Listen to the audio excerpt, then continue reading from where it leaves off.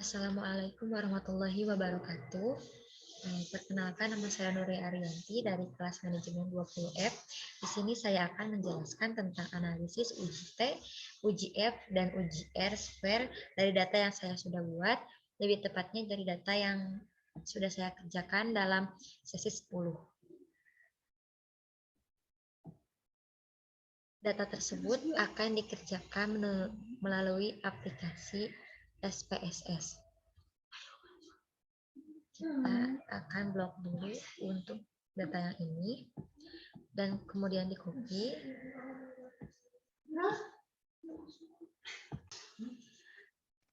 Kemudian bukalah aplikasi SPSS untuk melanjutkan tugas ini.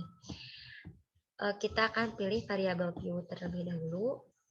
Di sini saya akan masukkan Y, kemudian X1 dan X2.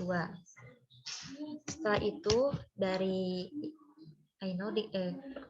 diganti dengan skill semuanya. Sudah itu, kita akan ke data view terlebih dahulu, kemudian paste dari data yang telah kita copy ya.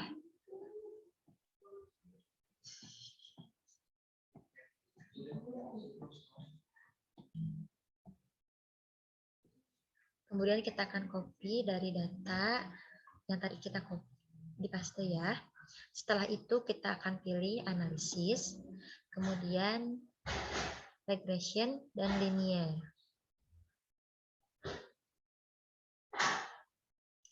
Buat ini independen hanya untuk masuk satu variabel saja, yaitu variabel Y, dan independen itu otomatis akan 2, yaitu X1 dan X2. Kemudian kita akan pilih statistiknya, dan pastikan estimasi dan model fit-nya itu sudah tercantum. Setelah itu kita akan klik OK dan akan muncul dari hasil yang tadi kita masukkan untuk menjawab uji T, uji F, dan uji R. Setelah itu, untuk menjawab uji hipotesis, kita akan copy yang ini.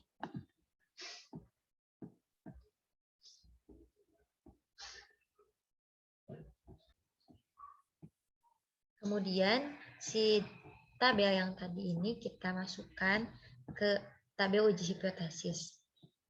Sebelum itu, saya akan mengganti dari X1 itu menjadi menambah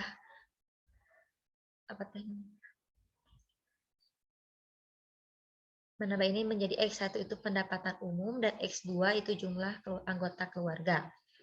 Setelah itu, untuk mengetahui pengaruh variabel X secara parsial terhadap variabel Y atau konsumsi per tahun, dilakukan pengujian menggunakan uji T. Dari hasil pengujian yang dilakukan, dapat dilihat bahwa variabel X1 atau pendapatan per tahun dan X2 atau jumlah anggota keluarga secara berurutan adalah 0,06. Ini kenapa 0,062 diambil dari signifikan yang ini. Ini ya. Dari ini. Setelah itu dan 0,921 itu diambil dari X1. Signifikan X2 diambil dari signifikan X2. Setelah itu, dengan tingkat kepercayaan 0,05 atau dengan 95%, dapat disimpulkan bahwa nilai signifikan variabel X1 lebih besar dari 0,05. Karena kenapa lebih besar? Karena 0,062 itu lebih besar dari 0,05. Yang berarti secara parsial seluruh variabel X1 tidak memiliki pengaruh yang tidak signifikan terhadap variabel Y. Sedangkan nilai signifikan variabel X2 lebih besar dari 0,05 dikarenakan 0,921 itu lebih besar dari 0,05. Yang berarti secara parsial seluruh variabel X1 memiliki pengaruh yang tidak signifikan terhadap variabel Y.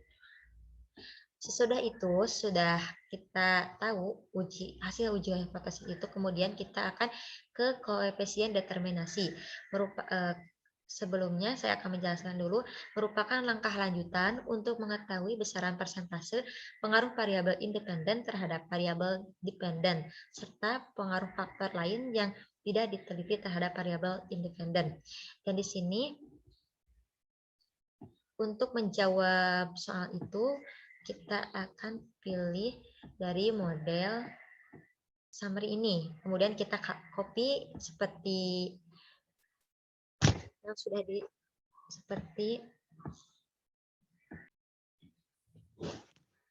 seperti yang sudah dilakukan pada cara pertama, yaitu di copy dulu.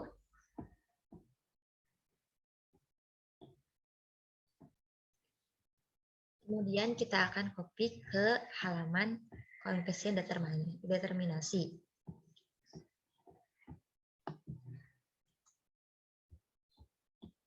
Pada tabel 1.2 di atas diperoleh nilai koefisien determinasi atau OGR square sebesar 0,762. Kenapa 0,762? Karena diambil dari angka ini ya. Di sini. Atau 76,2%. Hal ini menunjukkan bahwa persentase seluruh variabel X dari X2 dan X1 itu 76,2% terhadap variabel Y konsumsi per tahun. Dari perhitungan tersebut juga bisa dikalkulasikan bahwa masih ada faktor lain yang terlibat terhadap peningkatan konsumsi per tahun yang tidak termasuk dalam variabel penelitian ini sebesar persentasenya 23,8%. Kenapa 23,8%? Yaitu dari hasil 100 dikurangi 76,2%. Maka akan mendapatkan hasil 23,8%. Di sana ya. Kemudian kita lanjut ke uji F. Uji F sama. Dan untuk menjawab uji F itu kita akan copy dari ANOVA ya. Pada pengujian uji F, pada pengujian hipotesis menunjukkan terdapat pengaruh yang tidak signifikan terhadap variabel X1 terhadap variabel Y secara parsial atau terpisah. Sedangkan terdapat juga pengaruh yang tidak signifikan antara variabel X2 terhadap variabel Y yang secara terpisah dan parsial. Ini sudah dijelaskan dalam uji hipotesis di atas. Dari sini. Dari sini ya. Setelah itu,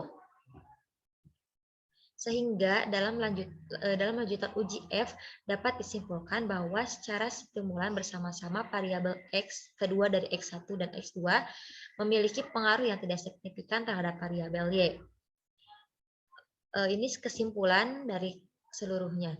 Seperti yang ditunjukkan pada tabel, terdapat nilai signifikan pada tingkat kepercayaan 95% adalah 0,119 lebih besar dari 0,05. Kenapa 0,019? Yaitu diambil dari nilai signifikan ini. Ini sudah jelas ya, 0,05 itu lebih kecil dari 0,119.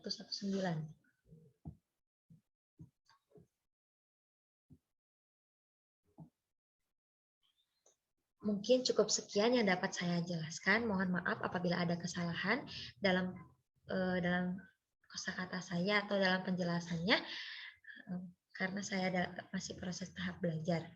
Terima kasih sebelumnya. Wassalamualaikum warahmatullahi wabarakatuh.